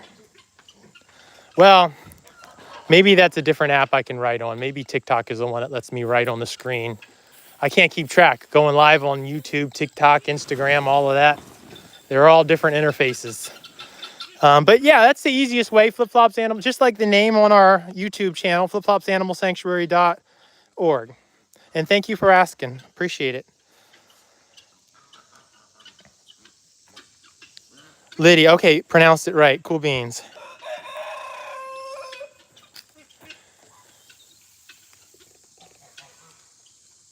Oh, you need to get a place big enough for ducks and geese. Yep. Yeah, they need a little bit of space. Geese, if you can get a place that's got some like yard, like some pasture where you get plenty of sunshine, that would definitely be a recommendation because they like to graze. Let me go peek on little Peach real quick. She's over here making noise. That might just be because she knows I'm leaving. But I just want to make sure she's okay. Make sure no one's picking on her. Let me see. Oh yeah, they're not together, so they're fine. They're fine. Nobody's picking on anybody. She did. We left her out the other day too. Yesterday, I think it was, and she did fine. But the geese like to graze. And so if they have, like, so I don't really have a lot of grassy area around here. So they can't really graze, and that's why I do the grass pellets. But if you've got an area where they can graze, you don't have to mess with the grass pellets. You can just give them corn to supplement their food, like ferment some corn, or just give them, I always say give it to them wet, whether you ferment it or not. So even if you buy like, and I don't mean straight corn either. I mean like an all flock. I say corn because that's what it mostly is, but like an all flock feed. When they're babies, it's important to buy a food that is specific towards waterfowl and poultry, especially with ducklings. Ducklings have different nutrition requirements, and they need a lot of B vitamins when they're babies. And I even supplement, even though I buy waterfowl feed for them when they're growing up, I supplement it by putting nutritional yeast on their food every day. So this is one of the areas that my brother-in-law put in for us. It used to just go straight. Like there was nothing, like it just was this hill continued straight to that hill. But so he put this in. You can see how he had to take a tree out that fell. You can see how high up it was. And so we just put this in. I would have never been able to afford to get that done. And so he generously donated the use of his equipment and his time to do this. And they are, if you want to check out their content, because they're homesteaders, they live off grid, and it's called the Riggins Ranch. You can just search the Riggins Ranch on YouTube, and you can see some of his milling videos and see their ongoings. But this is one of the things that he did. And then this driveway was already here. But I don't know if you remember, but there used to be a lot of netting out here. So we cleaned that area up, and he helped clean that area up and grade this and fix this area. I've got a lot of new grass coming in where I planted some ryegrass seed. And so that's one of the things they did, help me clean this area up here. And then this whole front yard, I mean, I don't know if y'all remember or you're familiar with it or you've seen it in the past, but the whole front yard looks entirely different. So we'll walk down this way here and show y'all how it's changed. So this area here, I need to get some more millings, some more acid. I got a pile of them there, but I need to get some more millings for this area. And so what this will be, he put in, this is new. This area here, it used to kind of drop off like right where I'm standing, but he pushed all of that dirt that we had over there, he put over here. So now I've kind of got this road, if you will, to where I don't know that I'd get a truck or a car down here because we did have a lot of erosion there. We might, next time he's over here with it, we might clean that up. This is an old swimming pool that got destroyed by a tree and a storm. And so we kind of picked some of that up, but we need to get that cleaned up. But he had already been over here for a week, and he needed to get caught up at his place. So we've kind of put this on hold. And this is me trying to fill in where some of it eroded before I could get, the grass started growing, but we got like, of course, as soon as he was done, we got crazy rain. And so I've been trying to fill that in, but that's more than my back can handle. So I got to wait until my nephew can get over here and help me with that. And he cleared out all of this space. Him and my nephew, this was all overgrown, and he cleared all this out to help get the house opened up more. They did so much over here. And so this area down here, once I get this cleaned up and get all this pool stuff out of here and, clean it up, straighten it up, and I'll put a nice spot down here, maybe some wood chips and some kind of pad. Like I'll probably just frame it in with some 6x6s and put like some asphalt millings or maybe some bluestone or something down here and create a campsite for people. Maybe a small fire pit. And so, because we Airbnb, there are also websites like Airbnb for camping where you can rent out a little campground. See, I got to fix this too. I had some washout here too. The whole thing just kind of happened before I could get the grass to start growing. So, but that's no big deal. We'll get it fixed. But anyway, that's the tour. That's what we've been up to over the last couple of weeks. Excuse me. It's definitely opened the house up and everything looks so much nicer. But I definitely am grateful for that because he put in a lot of work. They all did. They were over here and they put in a lot of work over the last week. This is my cable internet. I'm waiting for them to come out and bury a cable for my internet because when they buried it the first time, like I'll show y'all, it's kind of dumb. They only buried it about 2 inches in the ground. There's the cable. And we weren't even digging. None of this got dug out. It got built up, but just driving over it broke the cable. It was so shallow. I can't believe they're allowed to bury them so shallow like that.